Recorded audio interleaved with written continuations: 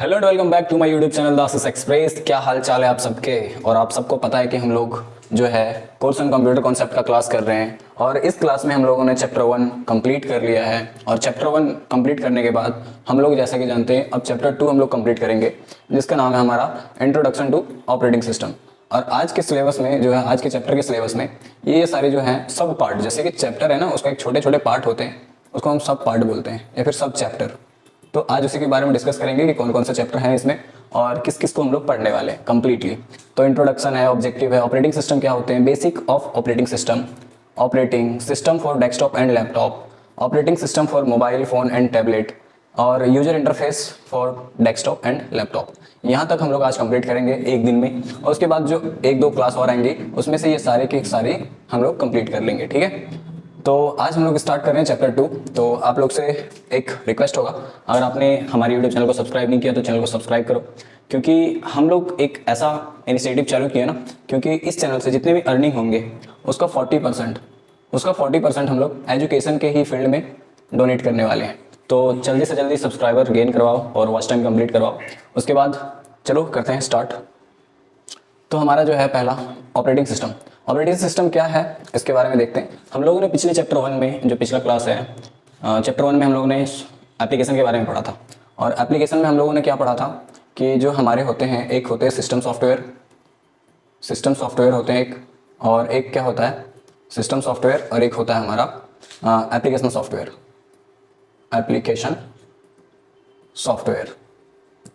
ठीक है, ये दो होते हैं। तो सिस्टम सॉफ्टवेयर में हम लोगों ने पढ़ा था कि हमारा जो है ऑपरेटिंग सिस्टम भी एक सिस्टम सॉफ्टवेयर है। ऑपरेटिंग सिस्टम जो है हमारा, वो भी हमारा क्या था, एक सिस्टम सॉफ्टवेयर था। उस समय हम लोगों ने डिस्कस किया था ऑपरेटिंग सिस्टम के बारे में। तो आज की क्लास में हम लोग डिस्कस करने वाले हैं, थोड़ा सा इंट्रोडक्शन है क्योंकि ऑपरेटिंग सिस्टम का, तो उसके बारे में जानेंगे। तो देखो, सबसे पहले कि जो हमारा सिस्टम सॉफ्टवेयर है उसी का पार्ट है हमारा ऑपरेटिंग सिस्टम, ऑपरेटिंग सॉफ्टवेयर। और ऑपरेटिंग सॉफ्टवेयर जो था उसी को हम ऑपरेटिंग सिस्टम भी बोलते हैं। ऑपरेटिंग सिस्टम, जब भी हम कोई कंप्यूटर लेते हैं, लैपटॉप रहता है, तो उसमें हमारा जो सिस्टम सॉफ्टवेयर है वो ऑलरेडी उसमें इंस्टॉल रहता है। जैसे कि सिस्टम सॉफ्टवेयर का काम क्या होता है, उसमें हमारा बैटरी परसेंटेज, या फिर हमारा जो नोटिफिकेशन कुछ आता है वो, या फिर हमारा जो छोटा छोटा आइकन रहता है हमारे कंप्यूटर में क्या है, ये सारे चीज़ों को शो करने का काम हमारा सिस्टम सॉफ्टवेयर करता है। लेकिन ऑपरेटिंग सिस्टम क्या है, इसमें इस चीज़ को कैसे रन करना है, ऑपरेटिंग सॉफ्टवेयर में इस चीज़ को कैसे रन करना है उसके बारे में हमें जानकारी मिलती है। अब जो है हमारा ऑपरेटिंग सिस्टम, इसके बारे में जानेंगे हम। ठीक है, ऑपरेटिंग सिस्टम का काम क्या है। सो देखो, कंप्यूटर पर चलने वाला सबसे महत्वपूर्ण सॉफ्टवेयर है और यह कंप्यूटर में लोड होने वाला पहला प्रोग्राम होता है जो कंप्यूटर में सॉफ्टवेयर के रूप में स्टोर रहता है। कंप्यूटर में जो है ऑपरेटिंग सिस्टम जो है ना, वो सॉफ्टवेयर के रूप में स्टोर रहता है। ऑपरेटिंग सिस्टम कंप्यूटर के सभी भागों जैसे मेमोरी, इनपुट, आउटपुट, कंप्यूटर से जुड़े सभी हार्डवेयर कंपोनेंट को नियंत्रित करने का काम करता है। मतलब कि ऑपरेटिंग सिस्टम का काम क्या होता है कि जितने भी हार्डवेयर कंप्यूटर में कनेक्ट है उसको कंट्रोल करने का काम हमारा ऑपरेटिंग सिस्टम का होता है। ठीक है, ऑपरेटिंग सिस्टम एक सिस्टम सॉफ्टवेयर है और ऑपरेटिंग सिस्टम के बिना कंप्यूटर बेकार है। अगर ऑपरेटिंग सिस्टम हमारे कंप्यूटर में नहीं रहेगा तो कंप्यूटर फिर बेकार है।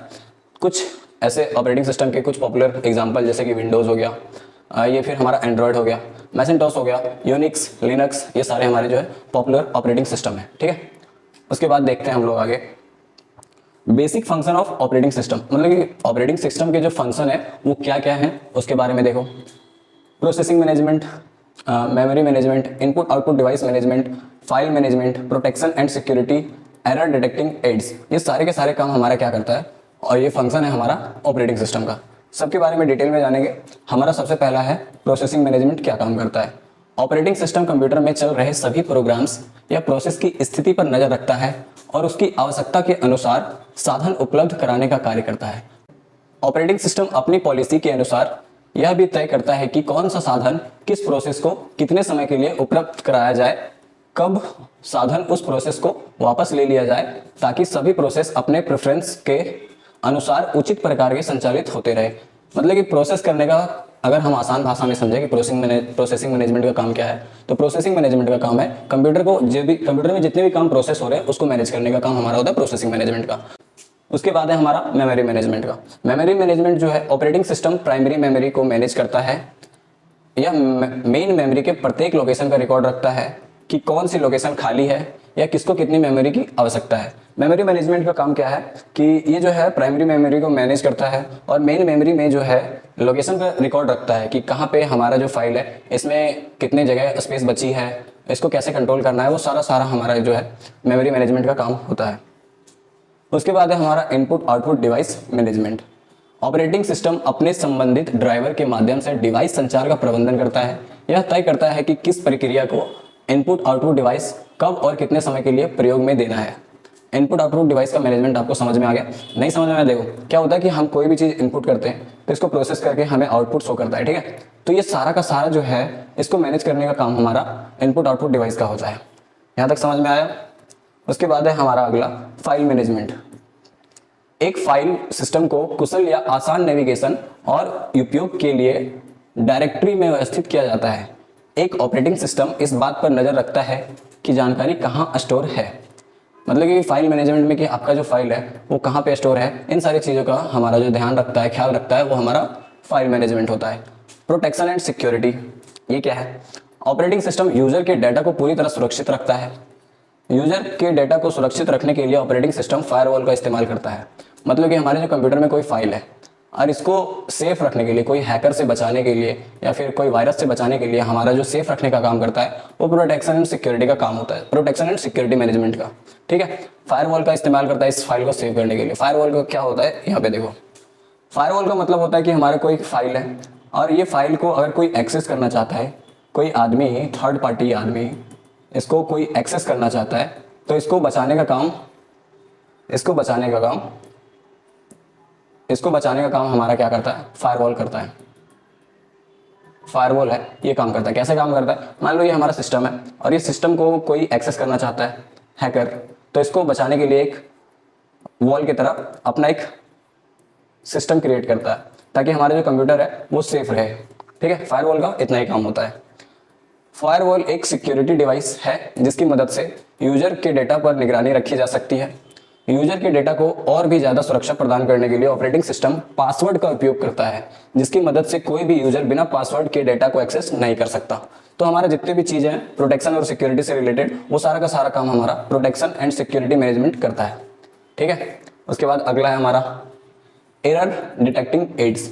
इसमें क्या होता है? ऑपरेटिंग सिस्टम की त्रुटियों का पता लगाना, कंप्यूटर सिस्टम को खराब होने से बचना, लगातार जांच करते रहता है और उपयोगकर्ता को बताता है। मतलब एरर डिटेक्टिंग एड्स का मतलब है, एड्स का मतलब कि जो हमारे ऑपरेटिंग सिस्टम में कोई दिक्कत तो नहीं है उसके बारे में पता लगाता है, कंप्यूटर सिस्टम को खराब होने से बचाता है और लगातार जांच करते रहता है कि इसमें कुछ प्रॉब्लम तो नहीं है, और जांच करके हमें बताते रहता है, और ये बताने का काम हमारा एरर डिटेक्टिंग एड्स करता है, ठीक है। उसके बाद है हमारा टाइप्स ऑफ ऑपरेटिंग सिस्टम। हमारे कितने प्रकार के ऑपरेटिंग सिस्टम होते हैं उसके बारे में। पहला है हमारा single user operating system. Single user operating system CUI based होता है। अब CUI क्या होता है? इसका फुल फॉर्म होता है character user interface. Character user interface, ठीक है। कैरेक्टर यूजर इंटरफेस होता है। इसमें क्या होता है कि अगर कोई हमारा यूजर है तो इसमें हम कमांड देते हैं कोई भी चीज़ ओपन करने के लिए। मान लो कोई फाइल हमें ओपन करना है, तो अभी क्या होता है, अभी GUI इंटरफेस है, लेकिन जब ये कैरेक्टर यूजर फेस मतलब कि CUI जब चलता था तो इसमें हम इस फाइल को खोलने के लिए कमांड देते थे। जैसे कि यहाँ पे देखो, मान लो कि हमें ये फाइल खोलनी है, मान लो हमें जो है ये वाली फाइल खोलनी है, ये वाली फाइल खोलनी है, तो इसको क्या करना पड़ता था? हमें कमांड देना पड़ता था। किस चीज़ का कमांड देना पड़ता था वो देखो। अभी यहाँ पे हम लोग टाइप करेंगे CMD और ये ऐसे करके ये ओपन होता था, और इसमें हम यहाँ कमांड देते थे इस जगह पे कि हमें ये कोई फाइल खोलनी है।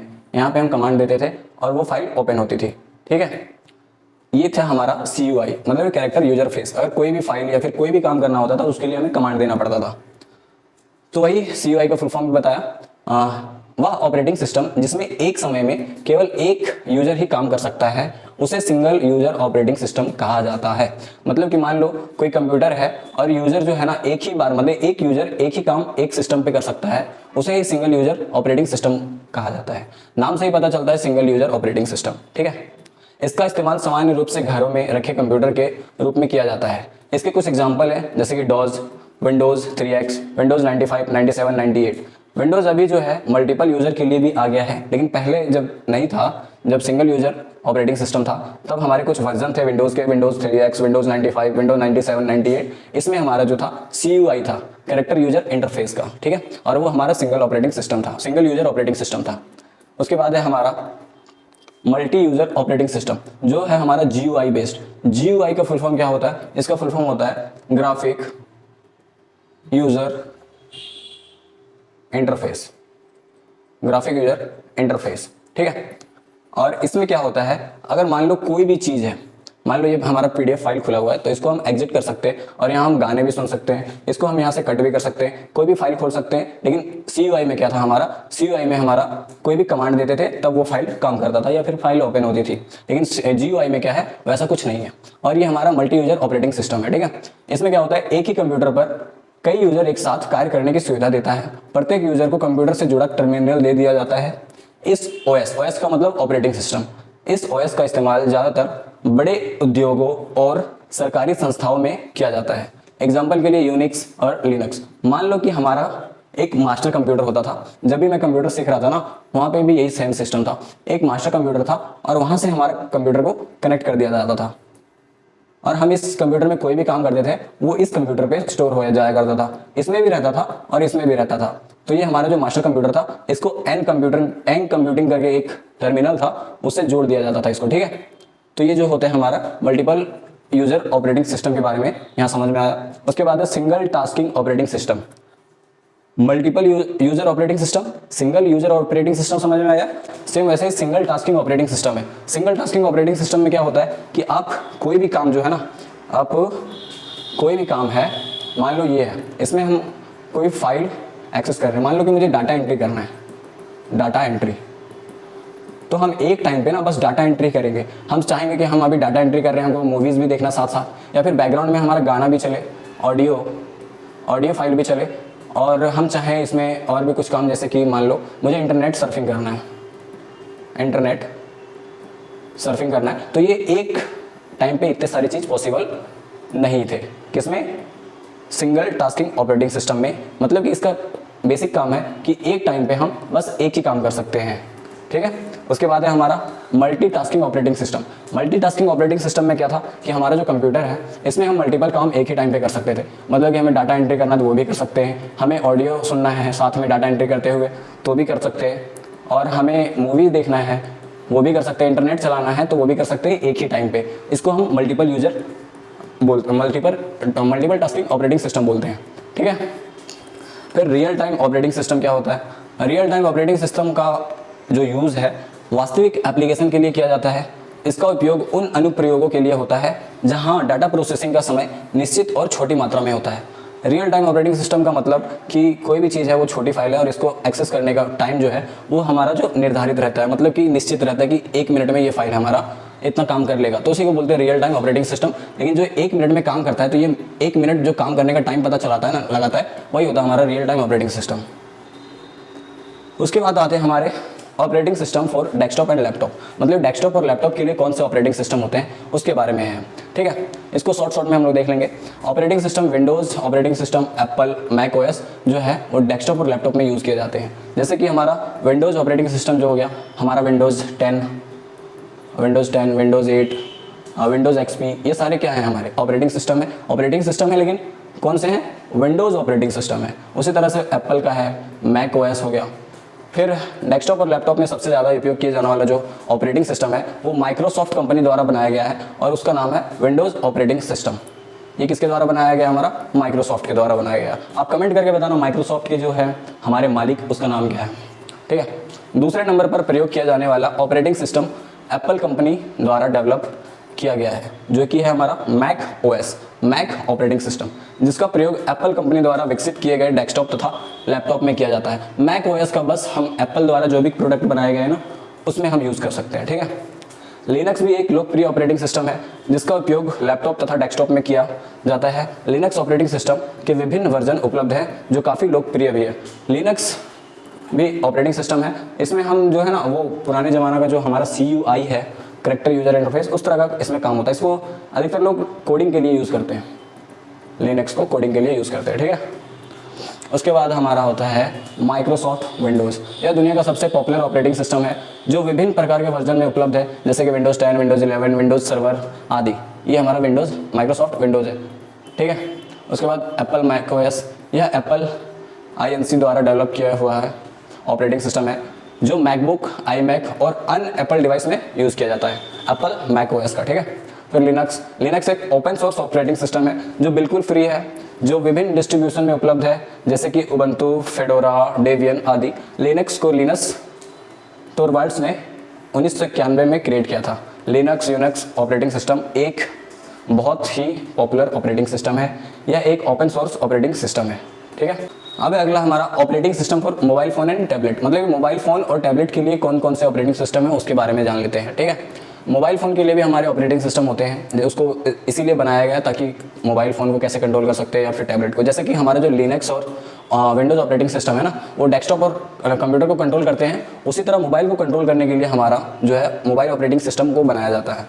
जैसे कि मोबाइल पर चलने वाले सभी एप्लीकेशन को चलाता है और उसे कंट्रोल करता है, मतलब मोबाइल में जो भी एप्लीकेशन है उसको चलाने का काम और उसको कंट्रोल करने का काम जो है हमारा, वो किसका है, वो मोबाइल ऑपरेटिंग सिस्टम का है, ठीक है। जैसे यूजर द्वारा दिए जाने वाले input, output, email, text, messaging, ये सारी चीज़ों को कंट्रोल करने का काम हमारा कौन करता है, मोबाइल का ऑपरेटिंग सिस्टम, ठीक है। उसके कुछ एग्जांपल है, जैसे कि Android OS, Android operating system. यह एक open source Android operating system है जिसे गूगल द्वारा बनाया गया है। इसे पहली बार सन 2008 में लॉन्च किया गया था। यह अब तक सबसे लोकप्रिय और सबसे अधिक डिवाइसों में उपयोग किए जाने वाला मोबाइल ऑपरेटिंग सिस्टम है, ठीक है। एंड्रॉयड OS को 2008 में बनाया था गूगल कंपनी के द्वारा और ये सबसे ज़्यादा यूज़ होने वाला ऑपरेटिंग सिस्टम है मोबाइल फ़ोन में। उसी तरह से iOS जो है, इसका जो निर्माण है, इसको जो बनाता है वो आईफोन की कंपनी एप्पल INC द्वारा अपने डिवाइस के लिए, जैसे कि आईफोन, आईपैड और PC, मतलब पर्सनल कंप्यूटर के लिए बनाया गया था iOS ऑपरेटिंग सिस्टम को, और ये एप्पल कंपनी के द्वारा बनाया गया था। इसका नंबर एंड्रॉयड के बाद आता है, मतलब कि सबसे ज़्यादा यूज़ हमारा एंड्रॉयड होता है, उसके बाद iOS का नंबर आता है, ठीक है। वैसे ही विंडोज़ OS है। विंडोज़ OS हम बेसिकली देखेंगे हमारा डेस्कटॉप और लैपटॉप के लिए यूज़ होता है, लेकिन हमारे मोबाइल फ़ोन के लिए भी विंडोज़ OS का यूज़ किया गया था, लेकिन ये जो है उतना फेमस नहीं हो पाया हमारे मोबाइल के लिए। जो हमारे एंड्रॉयड OS है उसके सामने ये फेल है। उसके बाद है हमारा ब्लैकबेरी भी जो है उसको रिसर्च इन मोशन, मतलब कि RIM कंपनी के द्वारा बनाया गया था और यह ऑपरेटिंग सिस्टम ब्लैकबेरी डिवाइस के लिए काम करता है। जैसे कि iOS जो है हमारा एप्पल डिवाइस के लिए काम करते हैं, वैसे ब्लैकबेरी जो है ब्लैकबेरी डिवाइस के लिए काम करता है, ठीक है। आई होप यहाँ तक आपको समझ में आया होगा वीडियो। अगर वीडियो समझ में आया और पसंद आया तो वीडियो को लाइक करो, कमेंट करके बताना वीडियो कैसा लगा और चैनल को सब्सक्राइब करो। एम करते हैं हम इस वीडियो में कम से कम 50 सब्सक्राइबर का, ठीक है, 50 सब्सक्राइबर का। तो अगर वीडियो पसंद आया तो वही लाइक, कमेंट, शेयर करो और उन लोगों के पास शेयर करो जिसको CCC का कोर्स करना है। आपके एग्ज़ाम पॉइंट ऑफ व्यू से बहुत ही अच्छा कोर्स है और मिलते हैं नेक्स्ट वीडियो में। तब तक के लिए सेफ रहें, सतर्क रहें। जय हिंद, वंदे मातरम।